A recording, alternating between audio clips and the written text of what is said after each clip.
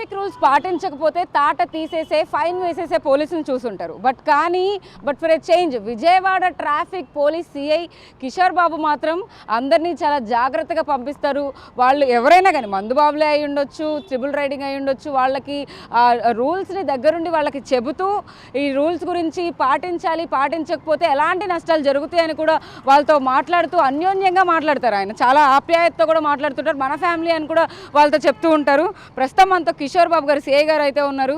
ఆయన అసలు ఎలా ట్రీట్ చేస్తారు సార్? ఏంటి అంటే చాలామంది హెల్మెట్ పెట్టుకోలేదంటే రామ్మ పక్కకు జరుగు, ఏంటి హెల్మెట్ ఎందుకు లేదని ఫైన్ వేసేసే వాళ్ళని చూసాం. కానీ మీరు అలా కాదు, బుజ్జగిస్తారు, మాట్లాడతారు. ఏంటి సార్ అంటే అలా ట్రీట్ చేయడానికి గల కారణం ఏంటి అసలు?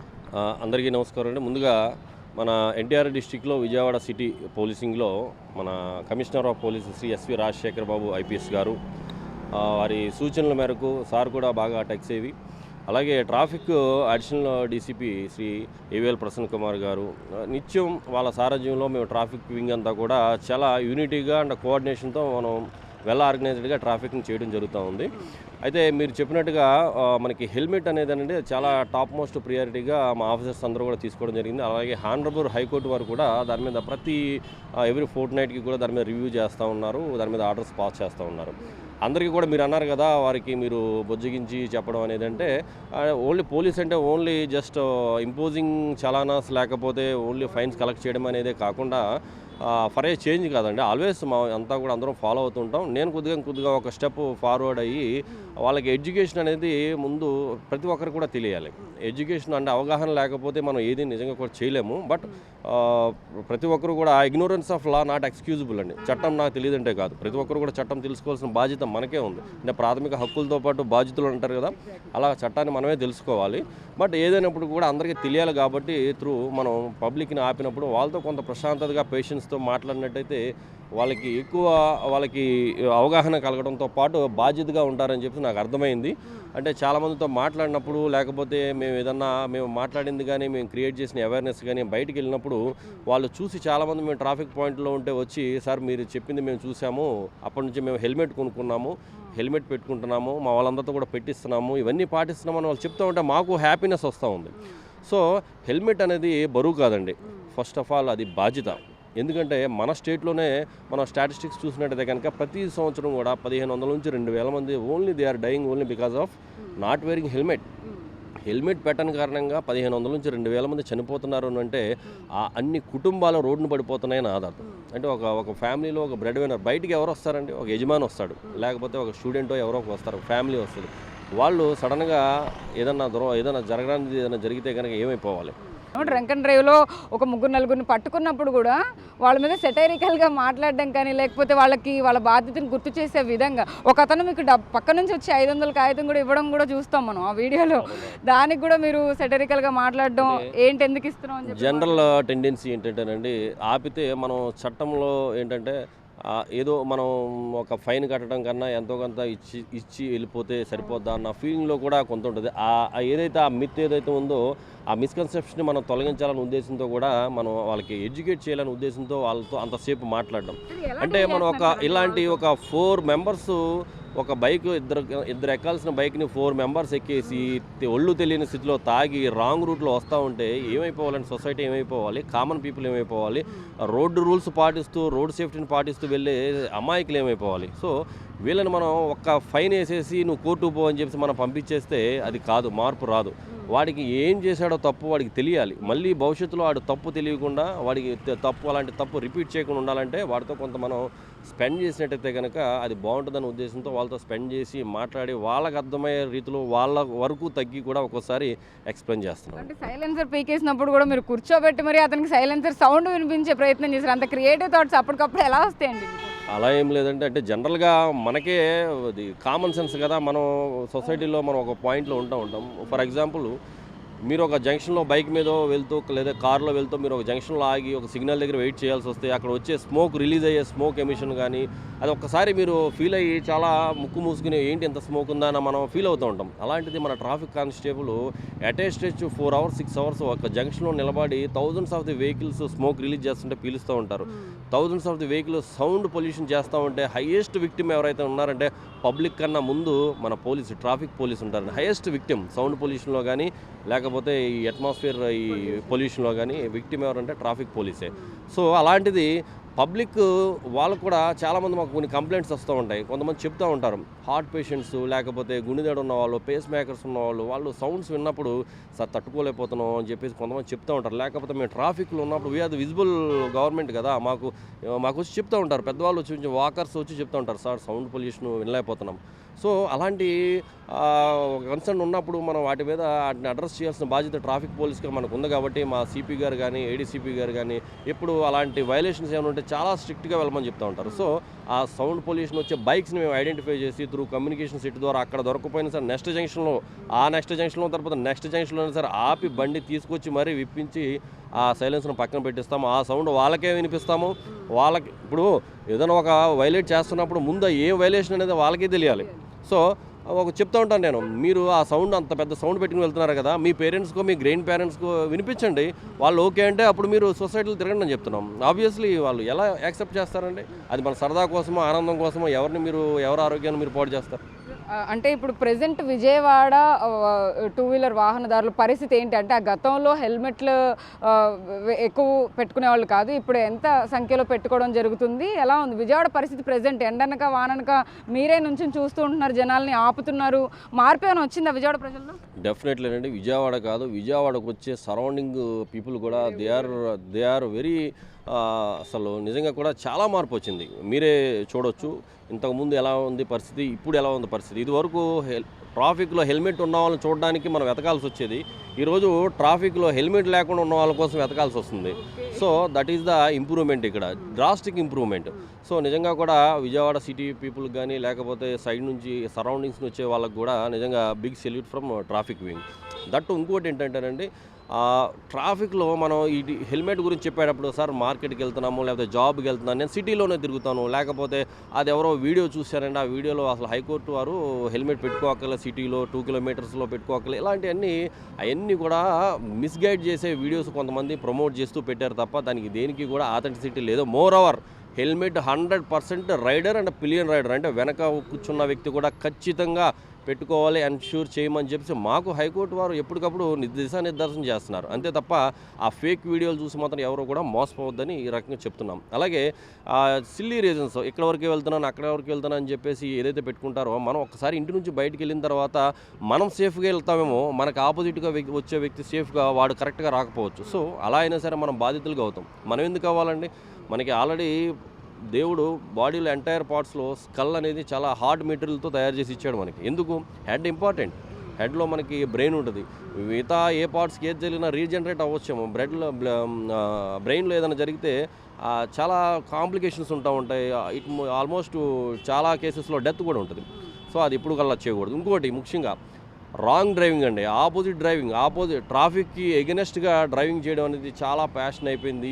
మనం ఏదో అనుకుంటాము రాంగ్ డ్రైవింగ్ ఆపోజిట్లో వెళ్ళడం అనేది షార్ట్ కట్ టు హోమ్ అనుకుంటాం. అది షార్ట్ కట్ టు డెత్. మనం ఈ యూటర్న్ తీసుకోవడం, సింపుల్ యూటర్న్ తీసుకోవడానికి కూడా బాధపడుతూ ఉంటాం. ట్రాఫిక్ పోలీసులు యూటర్న్లు ఎందుకు పెడతారండి?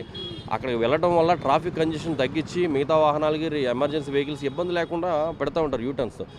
ఒక 100 meters 50 meters వెళ్ళడానికి అలా పెయిన్ తీసుకుని ఆపోజిట్లో వెళ్ళిపోతే ఆపోజిట్లో రెగ్యులర్గా వచ్చే సరైన సిటిజన్ ఉంటారు. వాళ్ళు హ్యాపీగా నాకు ఆపోజిట్లో ఏమీ రాదు అని హాయిగా వస్తూ ఉంటారు.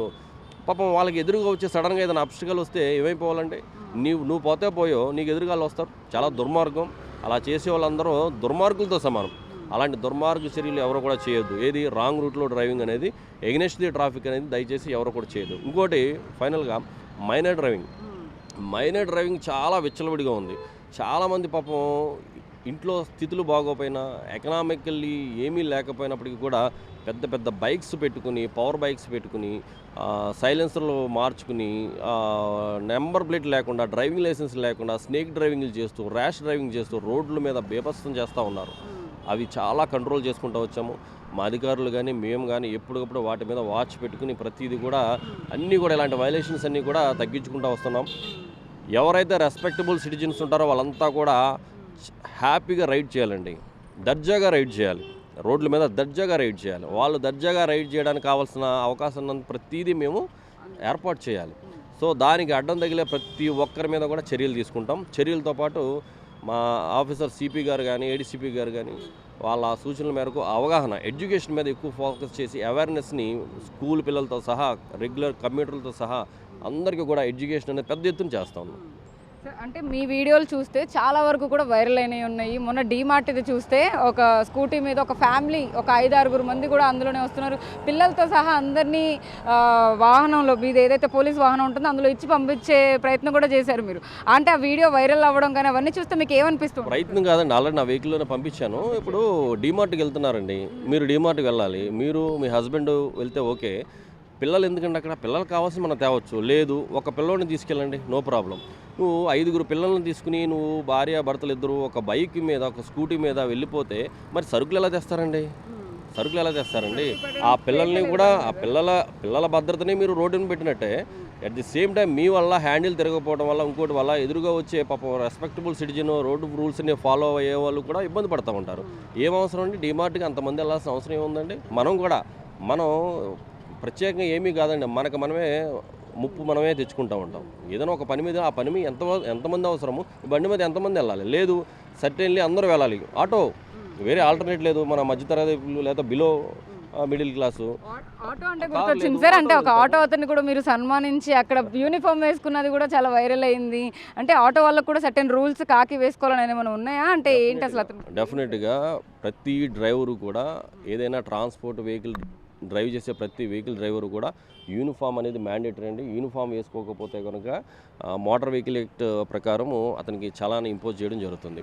అది ఎందుకనంటే ఆ యూనిఫామ్ అనేది ఒక రికగ్నిషన్. డ్రైవర్ మేము పోలీస్ యూనిఫామ్లో ఉన్నదానికి యూనిఫామ్ లేకుండా మాట్లాడిన దానికి రోడ్డు మీద చాలా తేడా ఉంటుంది. సో ఒక డ్రైవర్గా మనం చేస్తున్నప్పుడు, ముఖ్యంగా ట్రాన్స్పోర్ట్ వెహికల్ మీద చేస్తున్నప్పుడు అతని బాధ్యత, రెస్పాన్సిబిలిటీ. ఆ యూనిఫామ్ ఉన్నప్పుడు ఎదుటి వ్యక్తి చూసేది పక్కన పెడితే మనకు కూడా ఒక రకమైన ఒక రెస్పాన్సిబిలిటీ అనేది డెవలప్ అవుద్ది. సో ఆ రోజు నేను ఈ యూనిఫామ్ లేని వాళ్ళందరూ పక్కన పెడుతున్నప్పుడు ఇతను రాయల్గా ఒక యూనిఫామ్ వేసుకుని చక్కగా ఫోల్డ్ చేసుకుని ఒక నేమ్ బోర్డు పెట్టుకుని రవీంద్ర పేరు, అతను బ్యాడ్జ్ నెంబరు, లైసెన్స్ నెంబరు అన్నీ పెట్టుకుని వస్తే, షూస్ వేసుకుని వస్తే అంతకన్నా ఏం కావాలండి మాకు? నిజంగా అతనికి బిగ్ సెల్యూట్ నిజంగా కూడా. అందుకనే మా రిటైర్డ్ ఎస్ఐ గారితో సన్మానం కూడా చేశాము. అతన్ని మోడల్గా ఐడియల్గా తీసుకోవాలి అందరూ చెప్పడం జరిగింది. అందరూ ఫాలో అవ్వాలి. అది డ్రైవింగ్ లైసెన్స్ కూడా అతను డిస్ప్లే చేశాడు ఆ రోజు నేమ్ బోర్డు మీద.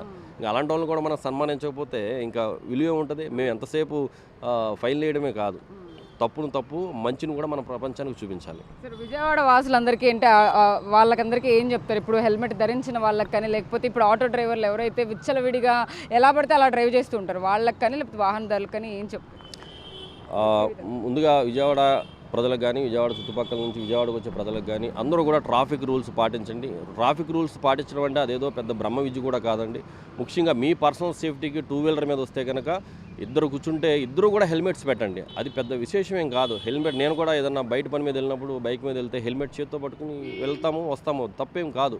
హెల్మెట్ పెట్టండి, మీ వెనకాల ఉన్న వాళ్ళు కూడా పెట్టండి. ఎందుకు చెప్తున్నామనంటే మీరు హెల్మెట్ పెట్టకుండా మీరు వెళ్ళటం కానీ, రాంగ్ రూట్లో మీరు వెళ్ళటం కానీ, డేంజరస్ పార్కింగ్ ఎక్కడ పడితే అక్కడ చేయడం కానీ, సిగ్నల్ జంపింగ్ చేయడం కానీ, ఇవన్నీ కూడా మీతో పాటు మీ వెనకాల మీ పిల్లలు కూడా ఉంటున్నారు. మీ పిల్లలు కూడా చూస్తూ ఉన్నారు. మీరు చేసేదే మీ పిల్లలు కూడా చేస్తారు రేపొద్దుట బయటికి వెళ్ళిన పిల్లవాడు మీరు నేర్పించిన పాఠాల వల్ల, లైఫ్ లెసన్స్ వల్ల బయటికి వెళ్ళి ఏదైనా ప్రమాదం జరిగితే దానికి కారకులు రోడ్డో లేకపోతే ఇంకొకరో కాదు, ఆ వాహనం కాదు, మీరే కారణం అవుతారు. ఎందుకంటే మనం అదే చేసాం, మన పిల్లలు అదే చేస్తారు, వాళ్ళకి అదే జరుగుద్ది. సో మనం పాటిస్తే మన పిల్లలు పాటిస్తారు, మనం పాటిస్తే అందరూ పాటిస్తారు. మార్పు అనేది ఎవరో చేసిన తర్వాత నేను చేద్దామంటే ఎలా? మన దగ్గర నుంచి కూడా మొదలవ్వాలి కదా. సో అందరూ కూడా రాంగ్ రూట్లో ఎవరు opposite traffic, against the traffic ఎవరు కూడా దయచేసి చేయొద్దు. మైనర్స్కి ఎవరికి కూడా వెహికల్స్ ఇవ్వద్దు. వాడికి బుజ్జగించండి. 18 ఇయర్స్ దాటిన తర్వాత లైసెన్స్ తీసుకోండి. హెల్మెట్ పెట్టండి. ఎక్కడ పడితే అక్కడ వాహనాలు పెట్టేసి దగ్గరలో ఉంది కదా అని చెప్పి మేము చూస్తూ ఉంటాం. కేదారేశ్వర మార్కెట్ కానీ లేకపోతే సాముద్రనగర్ మార్కెట్ సర్టెన్ ఏరియాస్లో అందరూ గేట్ దగ్గర పెట్టేసి వెహికల్స్ అన్ని కూడా లోపలికి ఇమీడియట్గా వెళ్ళిపోవాలి, తెచ్చేసుకోవాలి, అక్కడే బండి ఎక్కేసేయాలి. అలా అయితే ఎలాగండి? గేట్ల దగ్గర అందరూ మూసేస్తే ఆ రోడ్లో వెళ్ళాల్సిన వాహనాలు ఎలా వెళ్తాయండి? సర్టెన్ డిస్టెన్స్ నడవండి, నాలుగు అడుగులు నడవండి, కొద్దిగా పార్కింగ్ ఖాళీ ఉన్న చోట వెహికల్ పెట్టుకోండి. జిమ్లకి వెళ్ళి మనం అక్కడ ట్రెడ్మిల్ మీద పరిగెడతాం, బయటికి వెళ్ళి రన్నింగ్ చేస్తాం, సైక్లింగ్ చేస్తాం. బట్ వేరేజ్ పని మీద బయటికి వెళ్ళినప్పుడు మాత్రం షార్ట్ కట్ అన్నీ ఎత్తుక్కుంటూ ఉంటాం. అది అందరికీ ప్రమాదం. సో ఇవన్నీ కూడా ఎవరు చేయొద్దు. Follow the traffic rules. Okay sir, thank you so much. అది పరిస్థితి. కిషోర్ బాబు గారు సిఐ ప్రస్తుతం అయితే కనుక బిగ్ టీవీతో ఎక్స్క్లూజివ్గా మాట్లాడడం జరిగింది. ఏవైతే ట్రాఫిక్ రూల్స్కి సంబంధించి కూడా విజయవాడ వాసులు గతంలో ఎంత ఇబ్బందులు పడేవాళ్ళు, ఇప్పుడు హెల్మెట్లు ధరించుకుంటూ కూడా ఎంత మార్పు వచ్చిందనేది కూడా ఆయన స్పష్టంగా చెప్పడం అయితే జరిగింది. విజయవాడ ట్రాఫిక్ పోలీస్ ఖచ్చితంగా కూడా వీటన్నిటికీ కూడా అంటే ఎవరైతే నిష్పక్షపాతంగా పనిచేస్తూ ఉంటారో వాళ్ళందరికీ కూడా ఎవరు ఏ వాహనదారుడు కనిపించినా కూడా ఖచ్చితంగా ఆపేస్తాం, చలానాలు వేస్తాము, వాళ్ళకి అర్థమయ్యేలాగా కూడా చెప్తాము అంటూ కూడా ఆయన మనతో మాట్లాడిన పరిస్థితి కనపడుతుందని చెప్పొచ్చు. వీడియో జర్నలిస్ట్ శివరామ్ కృష్ణ, సాహిత్య, బిగ్ టీవీ, విజయవాడ నుంచి. For more videos like this, subscribe Big TV channel.